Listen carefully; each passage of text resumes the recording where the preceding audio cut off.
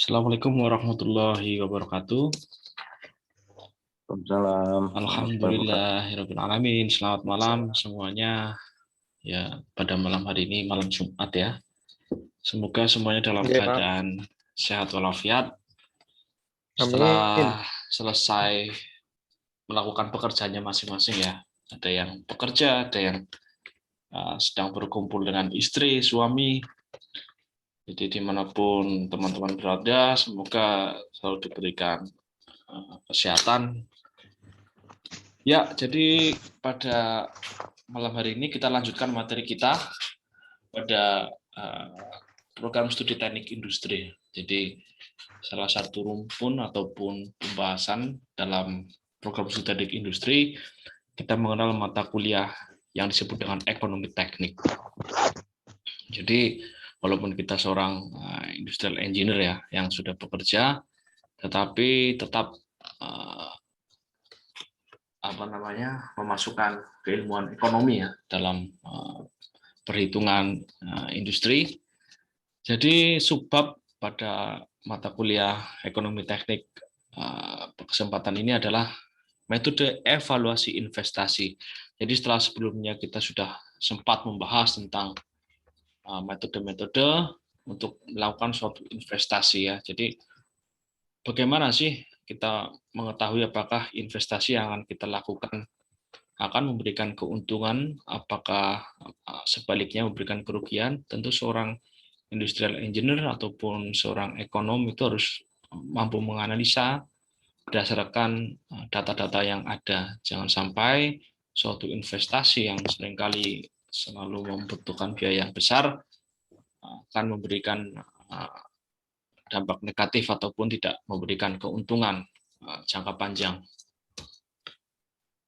Nah, jadi sebagaimana telah sering kita bicarakan sebelumnya, bahwasanya kegiatan investasi ini kegiatan yang penting dan membutuhkan biaya yang besar dan tentu saja memiliki dampak yang panjang terhadap suatu kelanjutan usaha, ya, baik proyek ataupun pekerjaan ataupun jenis usaha apapun ya. Oleh karena itu, analisis yang secara sistematis dan rasional sangat dibutuhkan sebelum kegiatan direalisasikan. Jadi suatu evaluasi ini dilakukan di awal ya, sebelum proses investasi itu dilakukan. Nah, pertanyaan yang paling penting yang sering diajukan sebelum suatu keputusan investasi diambil adalah yang pertama, apakah investasi tersebut akan memberikan manfaat ekonomi terhadap perusahaan dalam jangka waktu berapa lama? Dan yang kedua adalah, apakah investasi yang dimaksud sudah merupakan pilihan yang optimal dari berbagai atau beberapa pilihan yang ada? Suatu investasi merupakan kegiatan yang menanamkan modal jangka panjang, ya, ini pengertiannya. Jadi di mana selain investasi tersebut disadari dari awal bahwa investasi akan diikuti jumlah pengeluaran yang secara periodik, ya, termasuk ada biaya operasional, ada biaya perawatan, biaya-biaya yang lain. Nah, ketika digambarkan dalam suatu cash flow, bisa kalian lihat ini investasi awal, jumlah uang yang ditanamkan ataupun modal yang ditanamkan akan menghasilkan suatu benefit, keuntungan dalam annual ini ya, mungkin bisa hari, bulan ataupun tahun dengan tanda panah ke atas. Tetapi setelah memberikan benefit, tentu saja ada biaya operasional yang harus dikeluarkan, ditandai dengan tanda panah ke bawah, ada maintenance cost, operational cost, dan ini ada nilai sisa. Sudah sempat saya singgung nilai sisa, misalkan suatu proyek sudah tidak dilanjutkan lagi, ada alat ataupun mesin yang bisa dijual kembali, ya, itu yang disebut dengan nilai sisa. Tentu saja telah mengalami depresiasi nilai dari nilai awalnya. Nah, untuk melakukan suatu untuk melakukan suatu evaluasi investasi, umumnya itu ada beberapa metode. Jadi ada 6 ya. Ada NPV, annual equivalent, internal rate of return, benefit cost ratio, metode payback period. Nah, pada pertemuan kali ini kita akan membahas 3 metode. kita mengulas kembali yang sudah sempat kita bahas, net present value, untuk mengingatkan. Yang kedua ada benefit cost ratio, kemudian payback period, dan sedikit menyinggung tentang internal rate of return. Pada dasarnya, semua metode yang akan kita gunakan ini konsisten satu sama lain. Artinya jika jika dievaluasi dengan misalkan metode NPV dan metode lainnya, akan menghasilkan rekomendasi yang sama. Yang membedakan hanyalah pada informasi spesifik yang akan dihasilkan oleh setiap metode tersebut. Nah, yang pertama saja kita mulai dari metode net present value. Nah, jadi jangan pusing dulu ya. Kita nanti ada sedikit perhitungan. Jadi net present value adalah metode untuk menghitung nilai bersih atau neto pada waktu sekarang. Nah, ini permainan yang digunakan ataupun konsep yang akan kita sering gunakan adalah equivalent value. Sudah pernah kita singgung juga pada materi-materi sebelumnya. Dan dengan demikian, metode NPV pada dasarnya memindahkan cash flow yang menyebar sepanjang umur investasi ke waktu awal investasi. Jadi semuanya ditarik ke waktu awal ya, ataupun pada T0, yaitu kondisi present. Tentu dengan menerapkan konsep ekuivalensi. Sudah masih ingat ya konsep ekuivalensi ini? Jadi ekuivalensi ini, misalkan uang, contoh gampangnya uang 100.000 sekarang dengan uang 100.000 yang 10 tahun yang akan datang itu nilainya berbeda. Nah, untuk menyamakan nilainya berapa, tentu saja sering kita menyebutnya ada sebagai suku bunga. Misalkan uang 100.000 sekarang ternyata sama dengan 110.000 pada 10 tahun yang akan datang. Berarti bunganya adalah 10%. Maaf, 10.000 ya. Nah, ya sama saja 10%. Nah, itu yang sering kita jumpai ketika bank menerapkan sistem bunga. Nah, itu sama saja sebenarnya uang kita hanya kompensasi nilai ketika uang kita mengendap tersimpan di bank dan diambil pada jenjang waktu yang cukup lama di kemudian hari. Nah, itulah konsep ekuivalensi. Kemudian, metode net present value ini menggunakan suatu kriteria kelayakan. Nah, jadi layak atau diterima, tidak layak dan ditolak itu berdasarkan apa? Yaitu ketika NPV di atas 0 itu bernilai positif. Jadi investasi dianggap sebagai memenuhi standar kelayakan dan dapat diteruskan. Nah, yang kedua adalah ketika NPV di bawah atau sama dengan 0 atau negatif. Nah, ini sama dengan 0 itu impas ya. Atau kita mengenal dengan sebagai break even point. Nah, investasi tidak layak dan ditolak. Nah, ini contoh sederhananya. Ketika Bapak Kanto menjadi kemungkinan membuka usaha baru, perkiraan biaya investasinya adalah 120 juta. Ya, I ya, tadi dilambangkan dengan I, investasi awal. Di samping itu, untuk mengoperasikan investasi tersebut dibutuhkan operasional rata-rata. Nah, ini pengeluaran 10 juta per tahun. Selanjutnya, dari hasil penjualan produk diperkirakan akan menghasilkan rata-rata pendapatan. Sudah mulai mendapatkan pendapatan 30 juta rupiah per tahun. Jika umur investasi diperkirakan 8 tahun, kemudian aset dapat dijual, nah ini yang dimaksud dengan nilai sisa. 50 juta rupiah. Selain itu pada tahun kelima akan ada perawatan berat. Ya, jadi ada pengeluaran lain di periode kelima. Misalkan biaya perawatan mesin ataukah instalasi yang ambruk pada periode kelima dan dikeluarkan biaya sebesar 15 juta. Kemudian diminta melakukan evaluasi kelayakan ekonomis dengan rata-rata umur investasi adalah suku bunganya adalah 12% per tahun. Nah, ini dijabarkan investasi, annual benefit, ini pendapatan per tahunnya, kemudian annual cost-nya 10 juta per tahun, nilai sisa, overhaul, lah ini yang tadi saya bilang ya, ada biaya perawatan periode ke-5, umur investasi, suku bunga, nah ini dilambangkan ataupun direpresentasikan dalam sebuah chart ya, bisa dilihat. Nah, ini rumusnya. Ya, jadi CFV ini adalah cash flow utuh. Cash flow utuh dari faktor bunga present, faktor bunga sekarang ya. Nah, penjabarannya adalah seperti yang kalian lihat nilai NPV minus I ini apa tadi investasinya, kemudian annual benefit menggunakan tabel ya, tabel suku bunga. Suku bunganya ketika kita harus menggunakan suku bunga yang majemuk, kemudian dimasukkan nih present per annual, kemudian nilai I-nya suku bunga, periode N-nya. Ya, ini sepertinya kalian sudah paham ya dengan ini. Kemarin juga UTS kita menggunakan ini. Jadi annual cost, kemudian membacanya adalah tabel P per A pada suku bunga I dan periode ke N. Nah, ini suku bunganya berapa? Tadi di soal adalah 12 ya. Nanti dicari nilai P per A pada suku bunga 12%. Nah, didapatkan ternyata nilai NPV-nya adalah negatif, sehingga investasi tersebut dianggap sebagai sesuatu yang tidak layak atau unfeasible dan tidak direkomendasikan untuk diterapkan.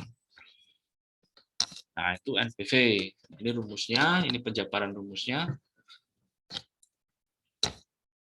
Nah, ini kita lihat ini suku bunga, tabel suku bunga pada suku bunga 12%. Ini ada P per A, FR per A per B, ada P per F, ini tergantung rumus yang dipakai. Nah, yang kedua, ini yang belum kita bahas, yang mulai malam ini kita bahas, yaitu metode benefit cost ratio. Apa itu? Yaitu suatu metode kelayakan investasi. Ya, bagian dari suatu metode untuk menguji kelayakan suatu investasi. Pada dasarnya, perhitungan metode kelayakan investasi ini menekankan pada dua. Ya. Yang pertama adalah benefit atau manfaat, dan pengorbanan ataupun cost. Biaya ya, suatu investasi. Bisa berupa usaha atau proyek. Pada umumnya, jenis investasi yang sering digunakan adalah contohnya proyek-proyek pemerintah, di mana benefitnya adalah jenis benefit langsung. Manfaatnya akan terasa langsung pada masyarakat banyak.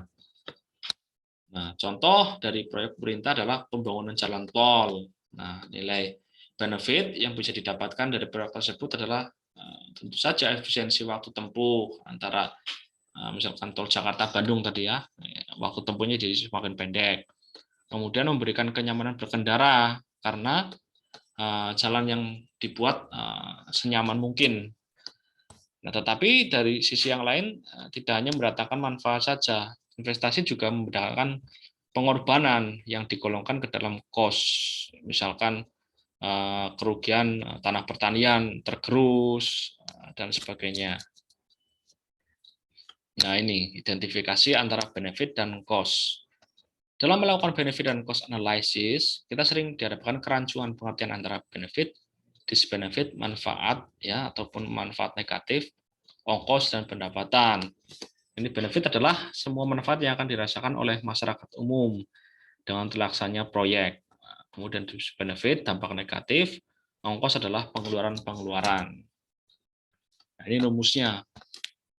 Rumusnya sebenarnya hampir sama kayak analisis produktivitas ya, yaitu outputnya, benefitnya ibaratnya ya, ini hasil yang diperoleh dibandingkan dengan cost atau biaya yang harus dikeluarkan ya, ataupun kerugian yang mungkin bisa didapatkan. Nah, kriterianya apa? Tadi saat NPV adalah lebih besar daripada 0. Nah, metode BCR ini dianggap layak atau visible ketika bernilai di atas 1, dan investasi tidak layak ketika di bawah BCR di bawah 1 ya, di bawah 1. Nah, ini contohnya, contoh terus ya.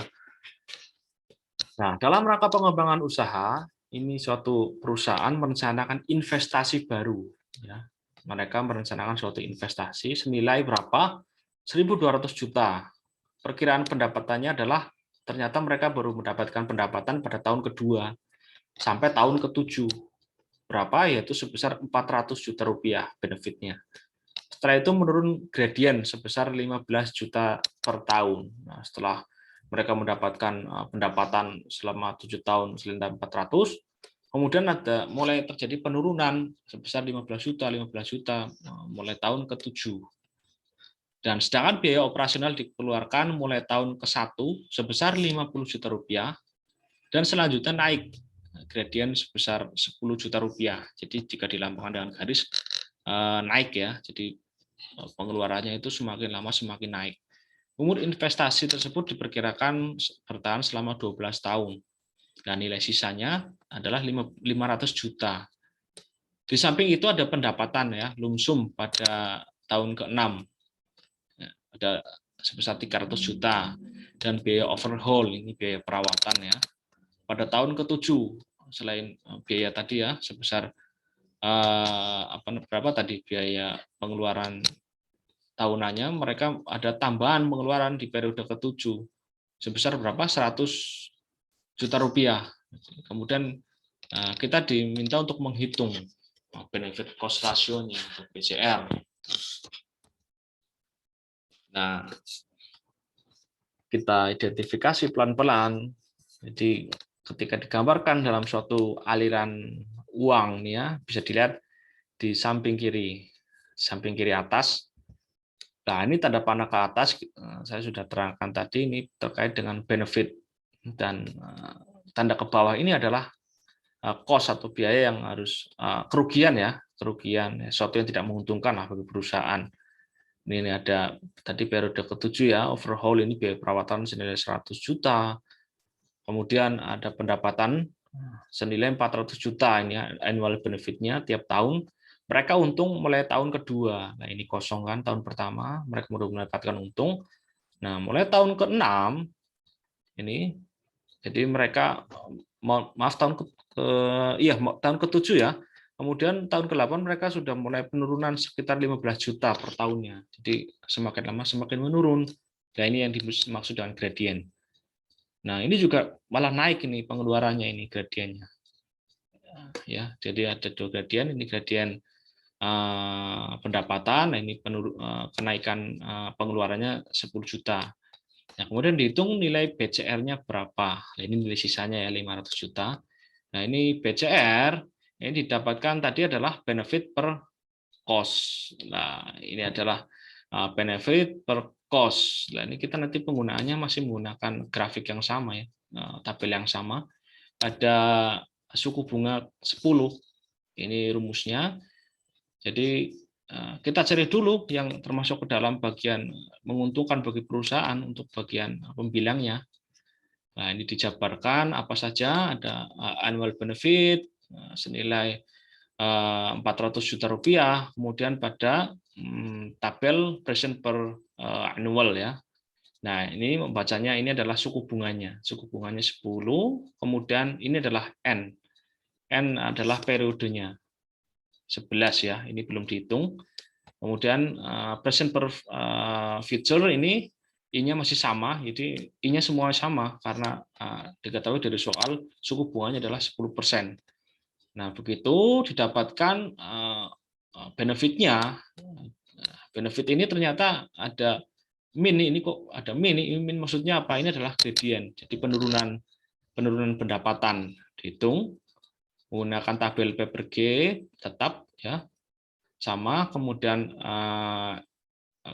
LS P per future pada suku bunga ke I periode ke N ditambah nilai sisa tabel P per F suku bunga 10% ini ya ditambah N, N-nya ini 12 pada periode 12, ini future ya. Nah, dimasukkan nilai-nilainya. Nah, ini hasil perkilian dari tabel pada suku bunga ke 10%, 6,495, kemudian akhirnya didapatkan bahwa PWB sebesar 2.608,49 juta. Nah, ini pembilangnya ketemu. Kemudian kita nyari untuk pembaginya, bagian bawah ini cost ya. Ini kan benefit tadi ya bagian atas. Nah, kemudian kita cari yang bagian bawah. Ini penggunaan nilai investasi awal ya. 1.200 ditambah annual cost per A, suku bunga ke I periode ke N sama ya, seperti ini rumusnya, tergantung pada nilai pendapatan mereka. Untuk kita harus lihat berdasarkan grafik cash flow ini ya, agar lebih mudah melihat rumusnya. Nah, didapatkan nilai cost-nya adalah 1.891,03 juta. Akhirnya didapatkan bahwa BCR-nya adalah 1,379 ya, jadi di bawah 1. Maka investasi ini dianggap sebagai investasi yang layak dan dapat untuk direkomendasikan ataupun diterapkan. Nah, itu metode BCR ya. Masih ini ya, masih connect ya, nggak masalah ya, dua metode awal tadi ya, antara NPV dan BCR. Ya, ini juga nanti saya upload di YouTube. Bila kalian menemukan soal bisa dilihat ulang penjelasannya nanti ya. Nah, yang ketiga adalah metode PBP. Apa itu PBP? Ini adalah analisis payback period. Ya, analisis payback period. Ya, tujuannya apa? Tetap untuk mengetahui apakah suatu investasi layak atau tidak. Nah, tetapi informasi yang didapatkan berbeda ya untuk mengetahui seberapa lama periode investasi dapat dikembalikan saat terjadinya kondisi pulang pokok atau break even point. Ini cara bahasanya itu titik impas lah, nggak untung nggak rugi. Jadi berapa lama nih investasi saya akan kembali nih. Nah, nanti kita lihat dulu ya. Jadi kriteria keputusannya. Untuk mengetahui apakah rencana suatu investasi layak berdasarkan metode payback period ini, itu kita lihat nilai K dan N. N ini adalah usia investasi, nilai investasi, dan K adalah jumlah periode pengembalian. Nah, jadi dikatakan visible ketika nilai periode pengembaliannya ini lebih kecil daripada nomor investasi. Jadi misalkan suatu investasi ini diperkirakan bertahan akan selama 10 tahun. Nah, kalau misalkan sesuatu investasi dikatakan layak, ya nilainya harus di bawah 10, 8, lebih kecil lebih baik. Intinya mereka sudah mendapatkan titik impas sebelum suatu investasi tersebut selesai. Nah, kita langsung contoh saja untuk lebih memudahkan. Jadi suatu investasi ya, ada investasi sebesar 120 juta akan diikuti oleh biaya operasional ya, sama ya konsepnya. Ada investasi, ada pengeluaran senilai 10 juta rupiah per tahun, dan selain itu mereka tentu saja akan mendapatkan benefit 30 juta rupiah per tahun ya, annual benefit. Umur investasi, lah ini adalah nilai N tadi ya, 8 tahun. Setelah itu aset akan laku terjual 50 juta rupiah. Nah, ini nilai sisa. Pertanyaan adalah, hitunglah apakah suatu investasi tersebut akan dikatakan layak atau tidak menggunakan payback period investasi. Nah, ini ketika dijabarkan dalam suatu aliran cash flow,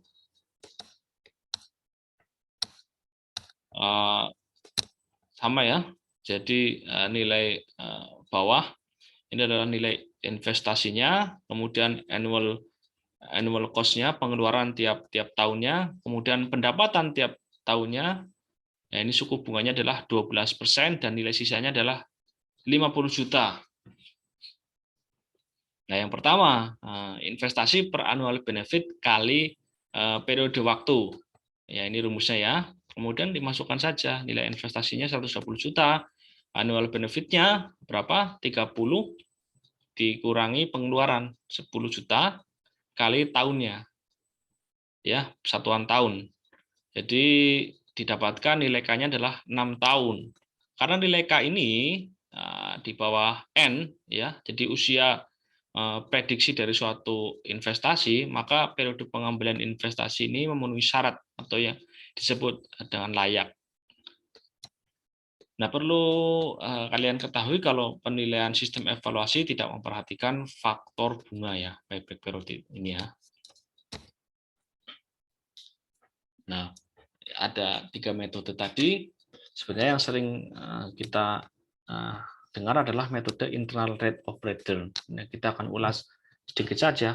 Jadi suatu investasi sebesar 120 juta akan diikuti oleh biaya operasi. Oh, ini yang tadi ya. Mohon maaf. Nah, ini. Nah, ini internal rate of return. Ini metode keempat ya. Tidak masalah. Kita gabungkan saja metode-metode yang ada. Yang penting kita tahu dulu ada metode apa saja dan bisa nanti kita pelajari secara pelan-pelan. Jadi internal rate of return ini untuk mengetahui sejauh mana proyek memberikan keuntungan, digunakan suatu analisis IRR. Nah, ini IRR biasanya pasangannya adalah dengan MAR. Nah, MAR ini yang menentukan adalah subjektivitas dari suatu perusahaan.